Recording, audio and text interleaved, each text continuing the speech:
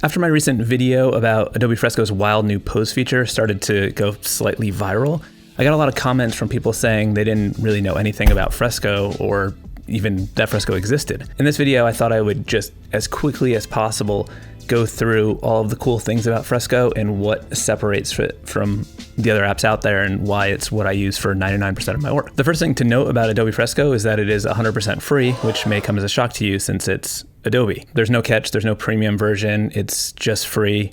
You can get it from the App Store, no subscriptions, nothing. One of the biggest things for me is the fact that it incorporates both pixel-based workflows and vector workflows all within the same app.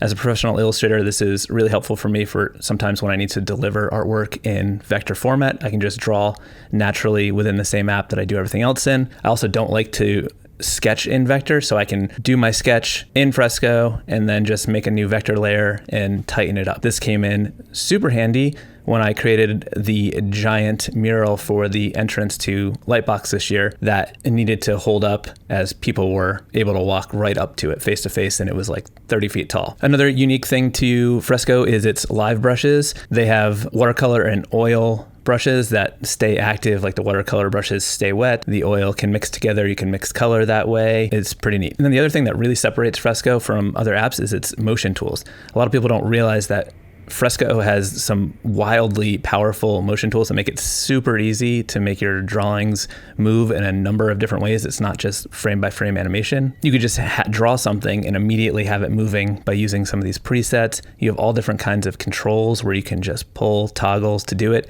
It takes all of the confusing parts of animation and just makes it super intuitive. But for me, the thing that's really a superpower for Fresco is the fact that you can combine simple frame by frame loops and then put them onto a motion path. For example, I could take this little drawing of a bat, just draw 3 simple frames with the bat flapping its wings. We'll do like one up, one in the middle, and then one down. And then we've just got this little flapping thing. And then you can just draw a path and it'll automatically follow that path.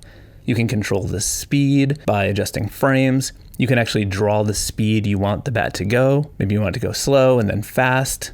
Do that. You can add multiples, you can scatter them. It's pretty crazy. You can combine the paths with like things like grow and shrink or rotate. Any of these things you can add and just kind of play around and see what you want. Every layer in Adobe Fresco gets its own separate timeline, which makes it super easy to just play and just add motion as you go. So you don't have to like plan it all at a time. You can just animate something and be like, okay, that was fun. Let me animate this other thing. And you can just keep animating and forever and ever. I think the best example of how simple and powerful this can be is by showing how we can take one little dot and turn it into a twinkling starry night sky. Click on path, and then you'll go for the grow shrink option, bring that down. Then we'll add multiples, scatter them, and then you can just tap more paths into your composition until it fills up the space. Now you've instantly got a twinkling starry sky with just one dot. It's pretty crazy, right? And because these are all just separate layers, you can use things like clipping masks. For example, we can make like a little sky shape to make it all self-contained and then clip the stars to that shape and they will only appear in there. Because I use Fresco for nearly all of my